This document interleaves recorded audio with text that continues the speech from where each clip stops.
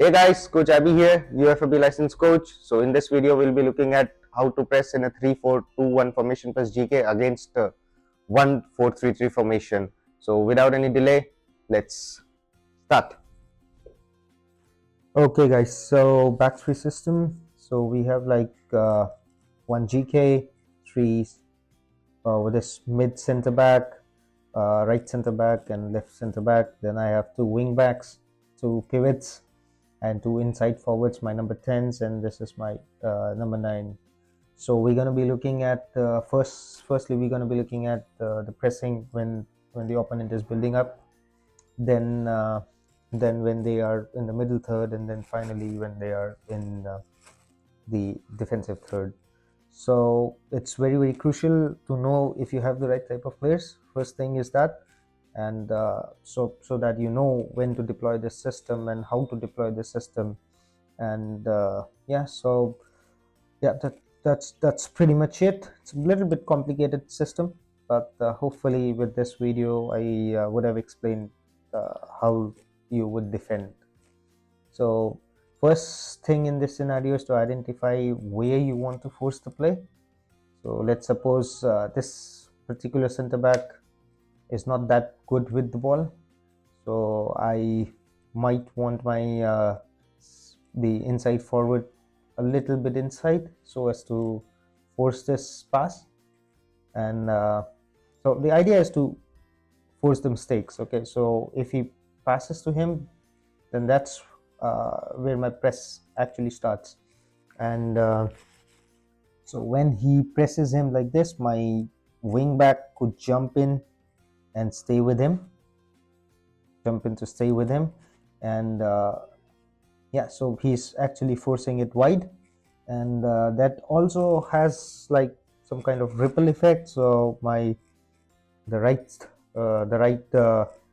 center back could come here, and then of course my mid center back would be here, and then my the other left center back would be here. And then what I want from my other wing back is he would be somewhere here. He could drop, and of course the opponent center striker would be here. He would be here. So yeah, that's pretty much what I would do. And then he could come here, but he has to stay. He has to take care of him as well. And then this guy, this pivot, or this number 6, has basically two jobs to do. One is to take care of him as well, but to shield him as well, because in such cases they could go long, and he might have to win the second ball. And so he has to do. So it's really important how what type of players you really have, and would they be able to do this particular job. And basically 2v1 situation, but they are up to it. And then my number 10 could come here, because what could happen if they do not find an outlet, they could go back. So I don't want my number 10 to be here. It could be here. And so if he, because we want to cut this pass, he could go for the goalkeeper while blocking this pass. And so this is how we played. And then again, of course, my number 9, he could stay with him, or he could be a little bit up, little bit like this, because if he has the ball and he misplays pass, and then he has this opportunity at the goal.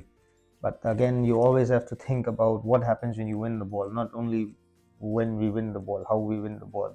You always have to think about the transition part as well. So if any misplaced pass, and then boom, we are here.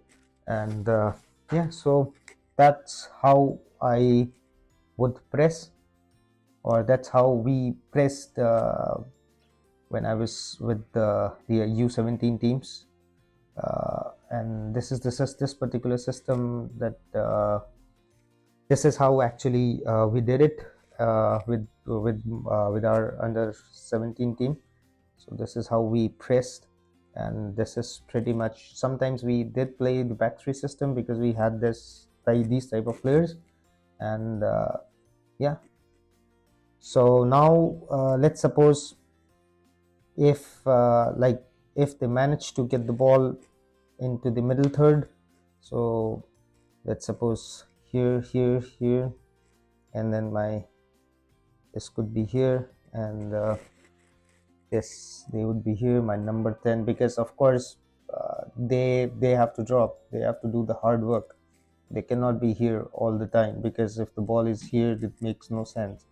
So they could be here, they could be here, and then my number 9, and my two inside forwards slightly up, and they again would be playing in a 4-3-3. So they would be occupying their attacking mids, would be occupying the half spaces and playing in between the lines. When you play good teams, this would be the structure. And then once the ball is now passed, and yes, so these are my fullbacks, and they would be my center backs. And then when they have the ball like this, so let's suppose if my number 6 gets the ball, yeah, so one thing could happen is, if I somehow there are multiple strategies or multiple ways to look at this problem. What you could do is ask your wing back to jump in as he gets the ball. As the ball is traveling to him, he could jump in.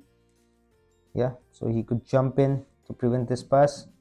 And then again, these things have a ripple effect. So this, my mid center back should be like, my center back should take this winger, and then he could come here, he could, of course he would be here, he could come here, and then my other wing back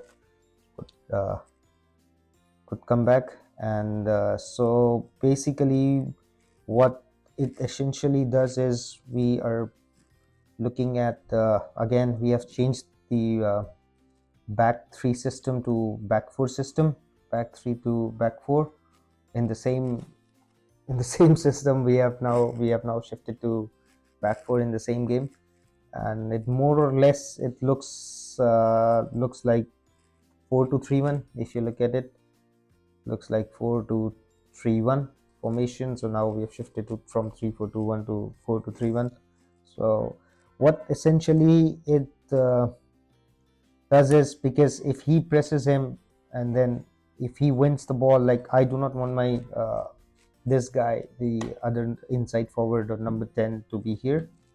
I want him to be slightly up, because in case if the ball is turned over, so always think about the transition, because that's a major part of the game.